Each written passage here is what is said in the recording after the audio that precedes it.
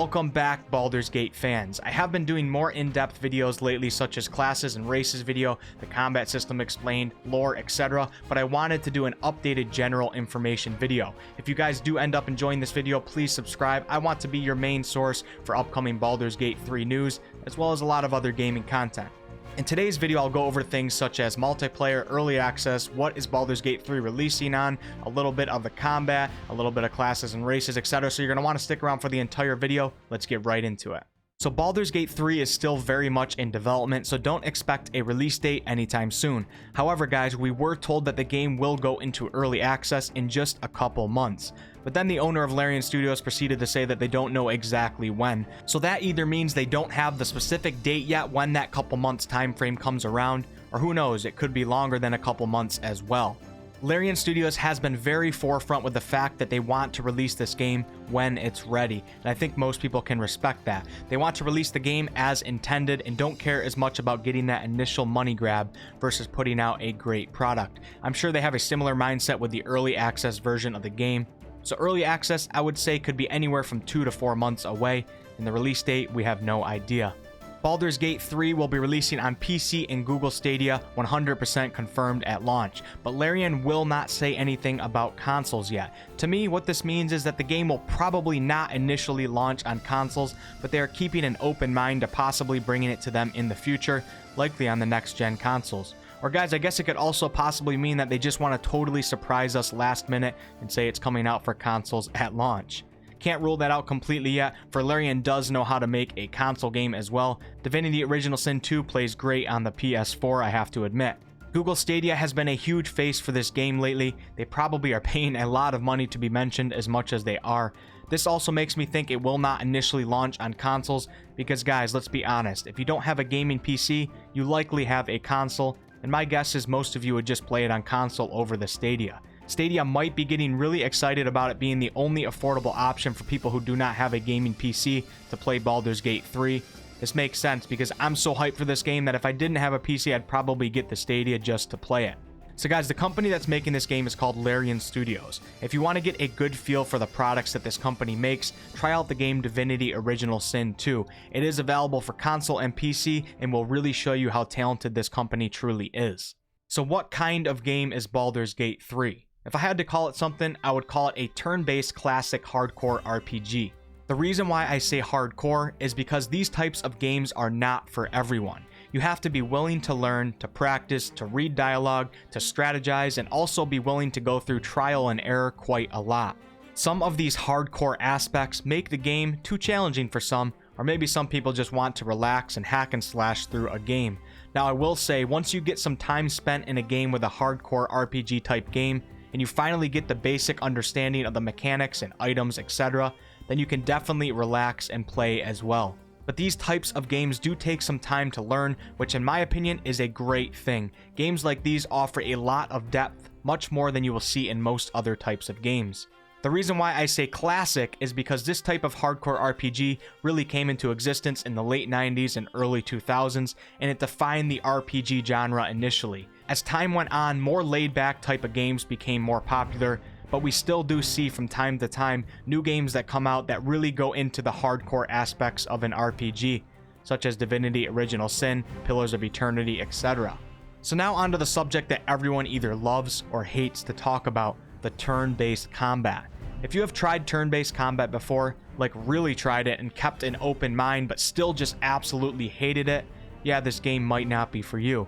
But I do urge anyone who has not fully tried turn-based, or anyone who might just have their opinions about it without ever actually really playing it, to at least give it a try. I personally hated the idea of turn-based combat for most of my gaming life, until I actually one day decided to really give it a try. What I personally found is that it challenged me much more than even the eye-hand coordination reaction speed combat that I was used to. Turn-based combat is a mental challenge. It requires strategy and tactics. It's really actually quite fun if done well. Now, of course, I still play and love my real-time based combat games like Dark Souls or Skyrim, but I am so happy that I opened up my mind for this other style of combat. I now have so much more to choose from in my gaming life. Here's a question for you guys. Are you guys happy that it's turn-based, or were you hoping for the real-time with pause like the old Baldur's Gate 1 and 2? I think we'll have a lot of different opinions regarding that. Since this is just a general information video, I won't talk too in depth. I did do a combat system explained video already, link to that will be below. But I will say that if you have played other turn-based games, Baldur's Gate 3 still might differ greatly from them and offer you a new experience. The team that wins the initiative roll takes the first turn in combat. All team members of the winning team get to do their attacks, and if you're playing multiplayer, you and your friend or friends can attack at the same time.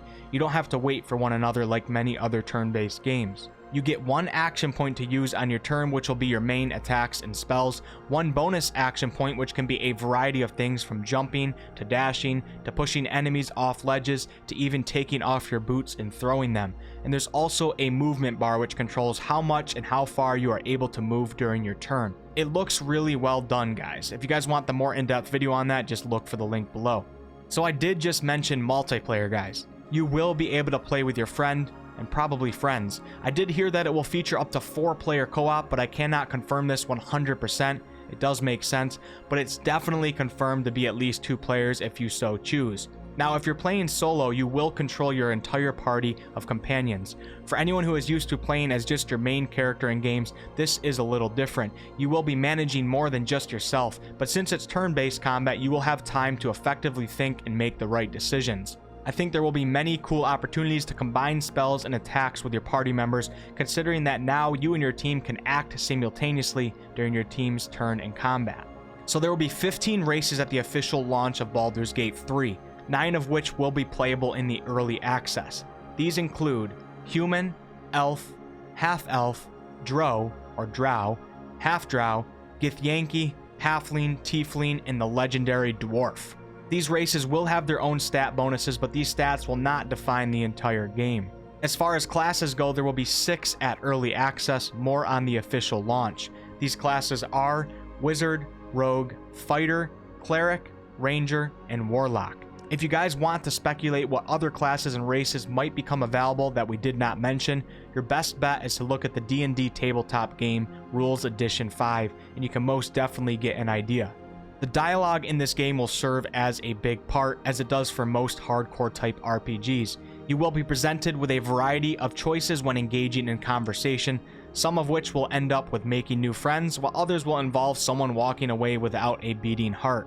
The way you conduct your dialogue will play a big part in how your experience might differ from someone else's, and also it offers some great replayability.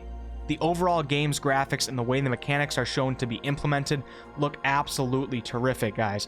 Does anyone out there think it really looks bad? It's a beautiful game, it's a beautiful world. The animations of the characters and creatures are some of the best that I've ever seen, specifically when you see a ranger dip his bow into the hot fire, turning his bow into a flaming killing machine. It looks great.